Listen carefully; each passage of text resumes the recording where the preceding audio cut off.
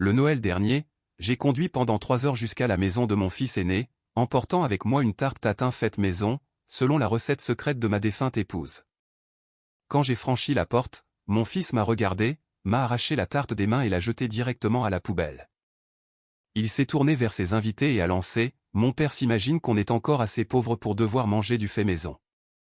La pièce a explosé de rire. Je suis resté là, en silence, observant chaque visage. Ils pensaient m'avoir brisé. Ce qu'ils ignoraient, c'est que je détenais encore les titres de propriété et le contrôle légal de tout ce qu'ils possédaient. Le lundi matin, leur monde s'est effondré. Mais avant de vous raconter ce qui s'est passé, dites-moi d'où vous regardez cette histoire et pensez à vous abonner. Cela faisait des semaines que je planifiais cette visite. À 73 ans, je vis seul dans un petit appartement à Tours, après avoir vendu la maison familiale suite au décès de ma femme. Je n'avais plus besoin de beaucoup d'espace, juste assez pour mes souvenirs et pour les rares coups de fil qui ne venaient jamais. Ma femme, Martine, était partie depuis 2 ans. Le cancer l'avait emportée lentement. Et quelque part durant ces derniers mois, j'ai remarqué que mes enfants avaient cessé de nous rendre visite. Trop occupés, disait-il. Les enfants ont leurs activités. Le travail est dingue en ce moment. Chaque excuse me faisait l'effet d'un coup de poignard, mais je les acceptais toutes, parce que c'est ce que font les pères. Ce Noël devait être différent. J'avais appelé mon fils aîné, Guillaume, 3 semaines à l'avance. Je lui ai dit que je voulais voir les petits-enfants. Je lui ai dit que je me sentais seul. Il a soupiré au téléphone comme si je lui demandais un rein. D'accord, papa, mais ne t'attends pas à ce qu'on vienne te chercher. Tu peux conduire. J'ai dit que je le ferais. Je n'ai pas mentionné que conduire 3 heures à mon âge n'était plus chose facile. Mes mains tremblent parfois. Ma vue n'est plus ce qu'elle était, mais j'aurais rampé pour voir mes petits-enfants. Le matin de Noël, je me suis réveillé à 5 heures. J'ai préparé la tarte tatin de Martine, de A à Z. La même recette qu'elle avait perfectionnée pendant 40 ans. La pâte feuilletée, le caramel onctueux, les pommes fondantes juste comme il faut. Je l'ai emballée soigneusement dans une boîte tapissée de torchons pour la garder tiède. Le trajet vers la région parisienne fut long. Mon dos me faisait souffrir après 1 heure ou 2, mais je continuais à penser au visage des petits-enfants, à l'idée d'être assis autour d'une table entourée de ma famille, à l'idée de compter encore pour quelqu'un.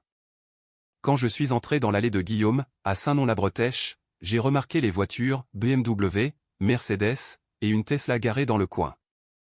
Son quartier huppé de la banlieue ouest criait l'argent. Le genre d'argent que je lui avais donné quand j'avais vendu mon entreprise de BTP il y a 15 ans. Le genre d'argent qui lui permettait de prétendre qu'il avait tout gagné tout seul. J'ai remonté l'allée pavée, la tarte en équilibre dans mes bras. Par la fenêtre, je voyais des gens rire, des verres qui s'entrechoquaient. La porte était ouverte, alors je suis entré. Le hall d'entrée était en marbre, surplombé d'un lustre en cristal. Je me suis souvenu de l'époque où Guillaume n'avait pas les moyens de réparer la boîte de vitesse de sa vieille Clio. Je me suis souvenu avoir signé le chèque qu'il avait sauvé de la faillite personnelle dans sa vingtaine. En se tenant dans cette maison, on n'aurait jamais pu deviner qu'il avait galéré un seul jour de sa vie. Papa est là, annonça quelqu'un d'un ton monotone. Je crois que c'était ma belle-fille, Vanessa. Elle ne s'est pas levée du canapé Roche-Beaubois. Guillaume a surgi de la cuisine, un verre de grand cru à la main, le visage déjà rouge par l'alcool. Il a 51 ans maintenant, un peu d'embonpoint, portant un pull en cachemire qui coûtait probablement plus cher que mon budget course mensuel. « Tu es venu, finalement, dit-il. Pas de bonjour, pas de joyeux Noël, juste surpris que j'ai tenu parole. » J'ai souri quand même. Je n'aurais raté ça pour rien au monde. J'ai apporté une tarte, la recette de ta mère. C'est là que c'est arrivé. Guillaume s'est approché, m'a pris la boîte des mains, et avant que je puisse dire un autre mot, il a soulevé le couvercle, a regardé à l'intérieur et s'est dirigé tout droit vers la poubelle design de la cuisine. Il a appuyé sur la pédale avec son pied. Le couvercle s'est ouvert, et il a retourné la boîte. La tarte est tombée avec un bruit mat et humide. La recette de Martine. Des heures de travail, 40 ans de souvenirs, gisant sur du marc de café et des serviettes sales. On a déjà le dessert, il vient de chez le nôtre, a-t-il dit fort, s'assurant que toute la pièce l'entende. Mon père s'imagine qu'on est encore assez pauvre pour devoir manger du fait maison. Un rire a éclaté. Pas un rire nerveux. Un vrai rire moqueur. Mes deux autres fils, Benoît et Thomas, étaient là avec leurs femmes. Mes petits-enfants étaient assis dans un coin, les yeux rivés sur leur iPhone, sans même lever la tête. Vanessa a couvert sa bouche, mais je voyais bien qu'elle souriait derrière sa main. Je suis resté figé dans l'encadrement de la porte de la cuisine. L'odeur du traiteur de luxe emplissait l'air. Les verres de vin tintaient. Quelqu'un a fait une autre blague sur les talents de pâtissier du vieux. Quelque chose en moi est devenu très calme. Pas brisé. Calme, comme l'eau gelée d'un lac profond. Je n'ai pas pleuré. Je n'ai pas crié. J'ai juste regardé Guillaume, ce garçon à qui j'avais appris à faire du vélo. L'adolescent que j'avais sorti du pétrin plus de fois que je ne pouvais le compter. L'homme qui se tenait maintenant devant moi, portant mon argent comme un déguisement. Je crois que je vais rentrer, ai-je dit doucement. Personne n'a protesté. Personne ne m'a demandé de rester. Guillaume a haussé les épaules et est retourné vers ses invités. J'ai traversé ce hall en marbre, passé sous ce lustre que j'avais essentiellement payé, et je suis sorti dans l'air froid de décembre. Le trajet du retour s'est fait dans le silence. Pas de radio, pas d'appel. Juste le ronronnement du moteur et le replay de ce moment, encore et encore dans mon esprit. Le bruit sourd de la tarte frappant les ordures. Le rire roulant à travers la pièce. La certitude absolue dans les yeux de mon fils que je n'étais rien d'autre qu'une nuisance à tolérer. Je n'ai pas dormi cette nuit-là. Je me suis assis à ma table de cuisine dans le noir, les mains autour d'une tasse de café froid, pensant à chaque sacrifice que j'avais fait pour eux. Quand Martine et moi avons lancé notre entreprise de bâtiment en 1979, nous n'avions rien. Une camionnette empruntée, une poignée d'outils et assez d'entêtement pour survivre aux premières années proches de la faillite. Nous avons bâti cette entreprise pierre par pierre, chantier par chantier, poignée de main par poignée de main. Au moment où je l'ai vendue en 2009, Construction Raymondo valait 14 millions d'euros. Pas une fortune de milliardaire, mais assez pour changer la trajectoire de notre famille pour toujours. J'ai partagé l'argent entre mes 3 fils. Guillaume a reçu 5 millions pour lancer sa société d'investissement. Benoît a eu 4 millions pour ses projets immobiliers.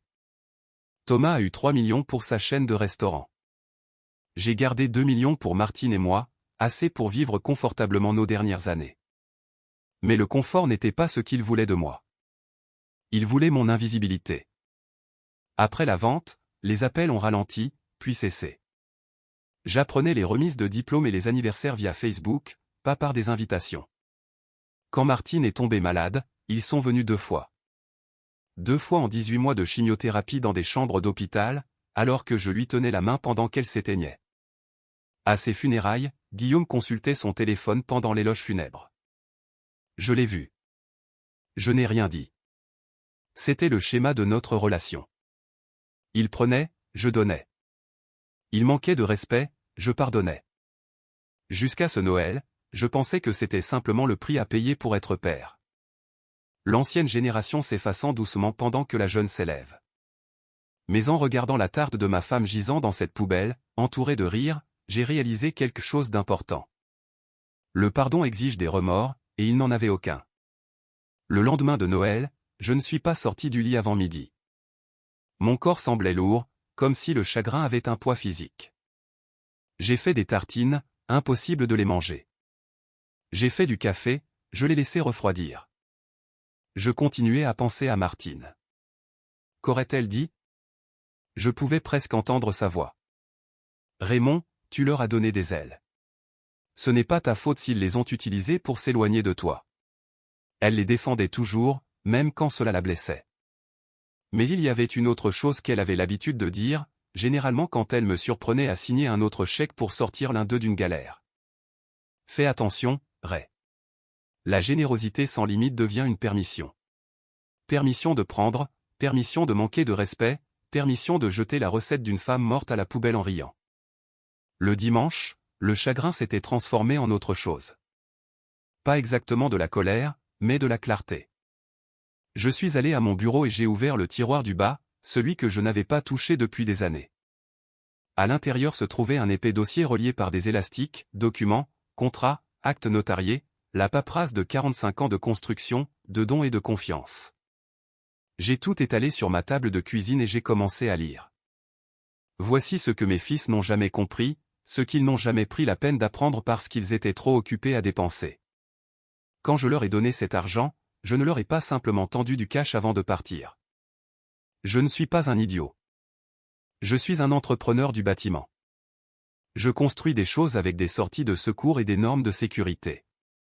Chaque don venait avec des conditions. Les 5 millions de Guillaume étaient structurés sous forme de donation avec clause de retour conventionnelle et gestion via une société civile dont j'étais le gérant statutaire.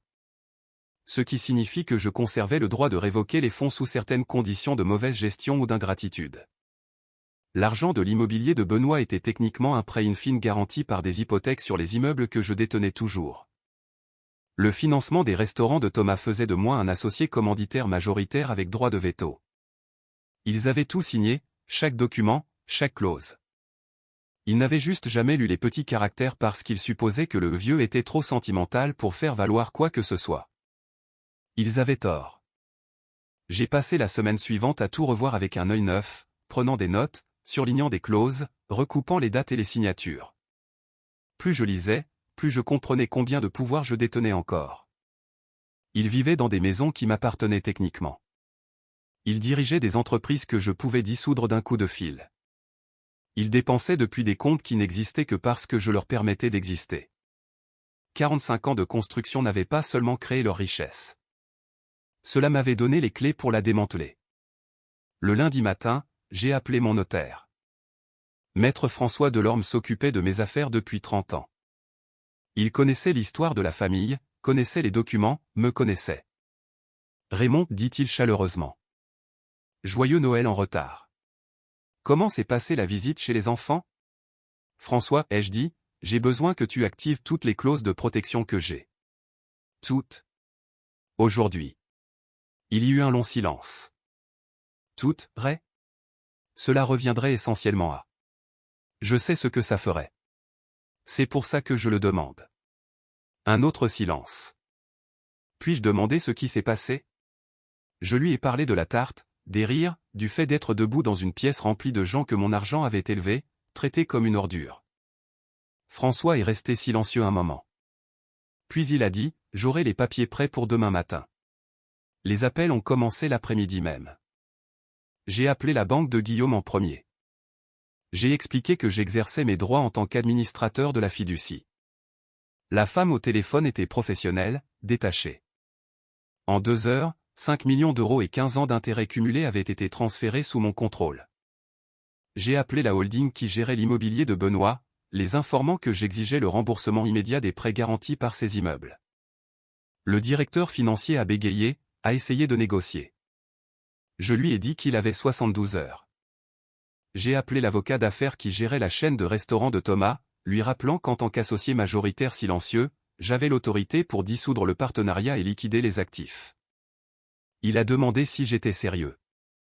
Je lui ai demandé s'il voulait le vérifier. Dès le mercredi, les dominos tombaient déjà. La société d'investissement de Guillaume ne pouvait plus payer les salaires car ses comptes d'exploitation étaient gelés. Benoît a reçu des avis indiquant que 3 de ses immeubles entraient en procédure de saisie. Thomas a découvert que ses fournisseurs avaient été notifiés d'un changement potentiel de propriété et exigeaient un paiement immédiat. J'étais assis dans mon petit appartement, buvant mon café, regardant le soleil se coucher sur la Loire. Mon téléphone sonnait constamment, des numéros que je reconnaissais. Je ne répondais pas. Laissez-les se poser des questions. Laissez-les ressentir ce que j'avais ressenti en sortant de cette maison à Noël. Le silence après l'humiliation est terrible. Maintenant, il pouvait en faire l'expérience aussi. Le jeudi matin, Guillaume a fini par me joindre. Je ne sais pas combien de fois il avait appelé. 50, peut-être 100 fois. J'ai répondu à ce qui devait être la 101e tentative. Papa, mais bordel, qu'est-ce qui se passe? Sa voix était paniquée, dépouillée de l'arrogance que j'avais entendue à Noël. Mes comptes sont gelés. La banque dit que tu as autorisé une sorte de transfert. C'est forcément une erreur. Pas d'erreur, ai-je dit calmement. Qu'est-ce que tu veux dire, pas d'erreur? Tu ne peux pas juste prendre mon argent. En fait, je peux. Tu as signé des documents me donnant ce droit. Il y a 15 ans. Les as-tu jamais lus, Guillaume? Ou étais-tu trop occupé à compter? Silence. Puis, plus doucement maintenant, papa, allez. Quoi qu'il se soit passé à Noël. On peut en parler. Tu n'es pas obligé de faire ça. Tu as jeté la tarte de ta mère à la poubelle, ai-je dit. Devant tes amis. Tu leur as dit, mon père pense encore qu'on est assez pauvre pour manger du fait maison. Tu as ri pendant que je restais là. C'était une blague. Je ne le pensais pas. Tu pensais chaque mot. C'est ce qui a rendu la chose si claire. J'ai raccroché. Les appels de Benoît et Thomas ont suivi. Même panique, même incrédulité, même intérêt soudain pour avoir une conversation qu'ils évitaient depuis des années. Benoît a menacé de m'attaquer en justice. Je lui ai rappelé qu'une action en justice coûterait cher et que ses avoirs étaient actuellement gelés. Alors, bonne chance pour payer un avocat. Thomas a essayé la culpabilité. Papa, tu détruis tout ce que j'ai construit. Je lui ai dit qu'il n'avait rien construit. Il avait dépensé ce que je lui avais donné. Il y a une différence. Le vendredi, la nouvelle s'était répandue. Leurs femmes appelaient, des voix dégoulinantes de cette fausse douceur qu'elles utilisaient toujours quand elles avaient besoin de quelque chose. Mes petits-enfants n'ont pas appelé du tout. Je me demandais s'ils savaient même ce qui se passait, ou s'ils étaient encore trop absorbés par leur téléphone pour remarquer le monde s'effondrer autour de leurs parents. Maître Delorme m'a appelé le samedi avec une mise à jour. C'est fait, Raymond. La fiducie de Guillaume est entièrement révoquée. Les immeubles de Benoît sont en pré-saisie. La chaîne de restaurants de Thomas est en cours d'évaluation pour liquidation. Tu auras le résumé complet lundi, mais nous parlons d'environ 16 millions d'euros d'actifs revenant sous ton contrôle, incluant la croissance et les intérêts. 16 millions. Plus que ce que je leur avais donné. Tout cela bâti sur mes fondations, grandi avec mon capital de départ, protégé par des documents qu'ils n'avaient jamais pris la peine de lire. J'ai remercié François et j'ai raccroché. Puis je me suis assis dans le silence de mon appartement et j'ai attendu. Ils sont arrivés ensemble le dimanche. Tous les trois se garant sur le parking de ma résidence dans des voitures qui seraient bientôt reprises par les huissiers. Je les ai regardés depuis ma fenêtre alors qu'ils sortaient, les visages pâles, les épaules voûtées. L'arrogance avait disparu. Ce qui la remplaçait était quelque chose de plus petit, quelque chose de désespéré. Je les ai laissés frapper un moment avant d'ouvrir la porte. Ils avaient l'air terribles. Les yeux de Guillaume étaient rouges, probablement à cause de nuits sans sommeil, à regarder son empire se dissoudre. Benoît passait sans cesse ses mains dans ses cheveux, un tic nerveux de son enfance. Thomas fixait juste le sol, incapable de croiser mon regard. « Papa, commença Guillaume. S'il te plaît, on doit parler de ça. » Tout s'effondre. La boîte va couler. Benoît risque de perdre sa maison. Les restaurants de Thomas ferment. Tu dois arrêter ça.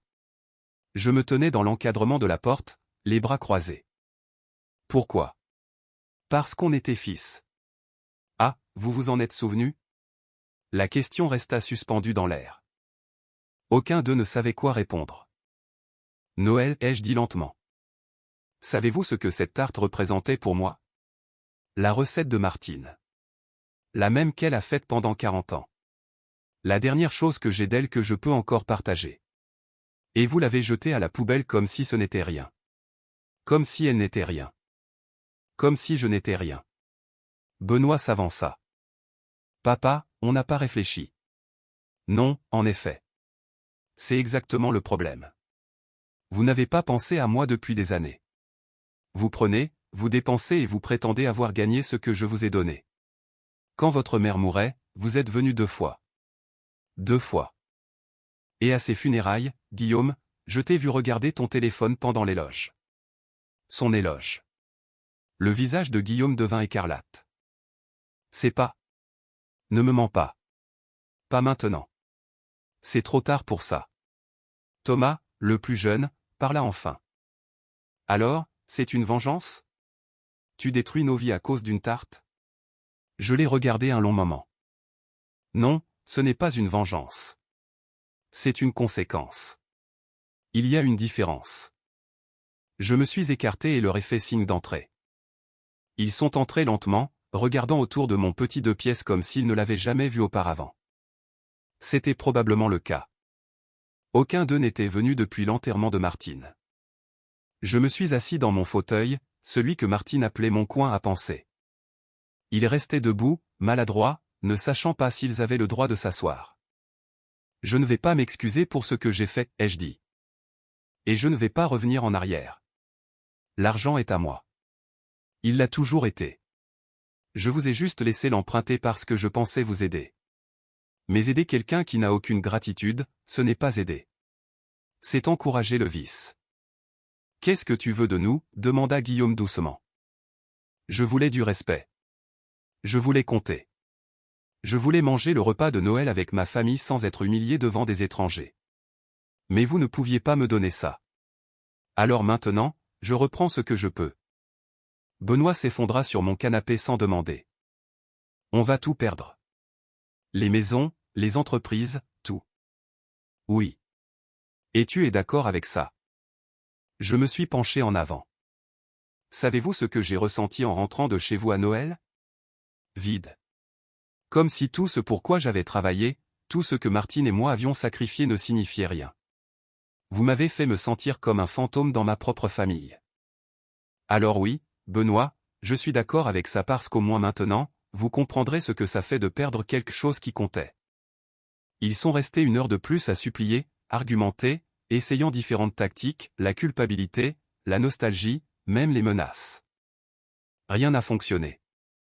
J'avais passé 60 ans à construire des choses pour les autres. C'était la première fois que je construisais quelque chose pour moi-même, la paix. Quand ils sont finalement partis, Guillaume a marqué une pause à la porte.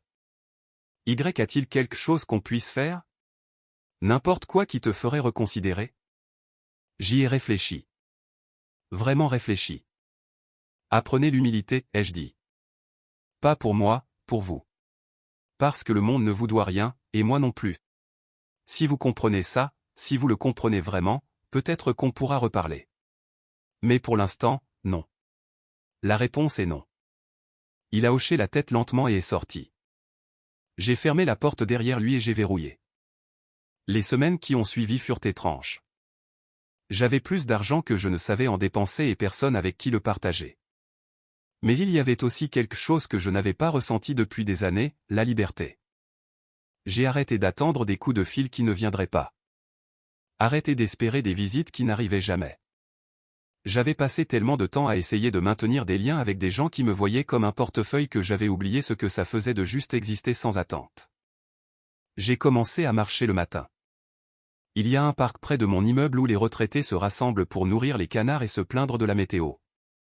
Je suis devenu l'un d'eux, je me suis fait quelques amis, j'ai commencé à jouer aux échecs le mardi. J'ai aussi recommencé à faire de la pâtisserie. Les recettes de Martine, celles que j'avais apprises au cours de nos 40 années ensemble. Pas la tarte tatin, cependant. Celle-là faisait encore trop mal. Mais son crumble aux pommes, ses tartelettes au citron, ses sablés au chocolat pour lesquels les petits-enfants se battaient. Je les apportais au parc, je les partageais avec des inconnus qui les appréciaient.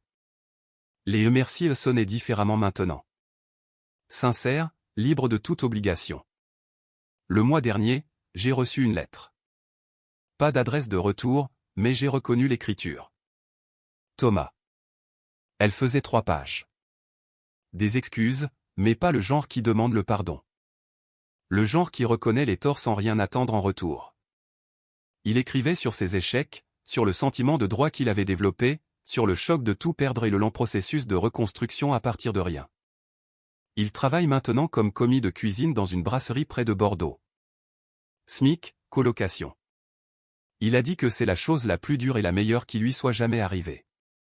À la fin, il a écrit « Je ne te demande pas d'annuler quoi que ce soit. Je voulais juste que tu saches que je comprends enfin ce que tu essayais de nous apprendre. Et je suis désolé qu'il ait fallu tout perdre pour l'apprendre. » J'ai lu cette lettre 3 fois. Puis je l'ai mise dans le tiroir à côté de la photo de Martine. Je ne sais pas si Guillaume et Benoît ont appris les mêmes leçons. Je n'ai pas eu de nouvelles d'eux. Peut-être sont-ils encore en colère. Peut-être qu'ils me blâment encore. Ou peut-être qu'ils se reconstruisent tranquillement, eux aussi. Et que les lettres ne sont juste pas encore arrivées. Quoi qu'il en soit, ce n'est plus ma responsabilité. J'ai fait mon travail. Je les ai élevés. Je les ai soutenus. Je leur ai donné plus de chance que la plupart des gens n'en obtiennent en une vie. Ce qu'ils feront de cette dernière leçon ne dépend que d'eux. Les gens me demandent parfois si je regrette. Les amis que je me suis fait au parc, ils ont entendu l'histoire, ou du moins des parties. Quelques-uns pensent que j'ai été trop dur. Une vieille dame m'a dit que j'aurais dû être plus clément. Mais voici ce que j'ai appris à 73 ans, le pardon sans responsabilité n'est pas du pardon. C'est une permission. Et j'ai passé des décennies à donner la permission pour mes propres mauvais traitements parce que je confondais amour et tolérance. L'amour n'est pas la tolérance. L'amour a des limites. L'amour a des conséquences. Et parfois, aimer signifie laisser les gens tomber pour qu'ils puissent apprendre à se relever par eux-mêmes. Je pense encore à ce Noël parfois. Le bruit mat de la tarte frappant les ordures. Le rire résonnant dans cette maison hors de prix. Les regards sur leur visage quand je suis sorti sans un mot. Mais maintenant, quand j'y pense, je ne ressens pas de douleur. Je ressens de la clarté. Ils pensaient rire d'un vieil homme qui ne comptait pas. Ils n'avaient pas réalisé qu'ils riaient de l'architecte de tout ce qu'ils avaient. Maintenant, ils savent. Je dors bien ces jours-ci, mieux que depuis des années. L'appartement est calme, juste comme je l'aime. La photo de Martine veille sur moi depuis la table de nuit. Parfois je lui parle, je lui raconte ma journée, les parties d'échecs, les gâteaux. Je pense qu'elle serait fière. Pas de l'argent, ou du pouvoir, ou du revirement de situation, mais de la paix. La paix que j'ai enfin trouvée quand j'ai arrêté de laisser le manque de respect de mes enfants définir ma valeur. Ils ont fait leur choix ce Noël-là, ont jeté mon offrande à la poubelle et ont ri pendant que je regardais. J'ai fait le mien le lundi suivant, j'ai tout repris, et je suis parti avec ma dignité. Et au final, la dignité est la seule chose qui vaille la peine d'être gardée. Pensée finale, ils pensaient que j'étais juste un vieil homme avec une tarte faite maison. Ils avaient oublié que c'était moi qui avais construit le four, la maison et tout le confort qu'ils n'aient jamais connu. Je n'ai pas détruit leur vie. J'ai simplement arrêté de les construire à leur place. Et cela a fait toute la différence.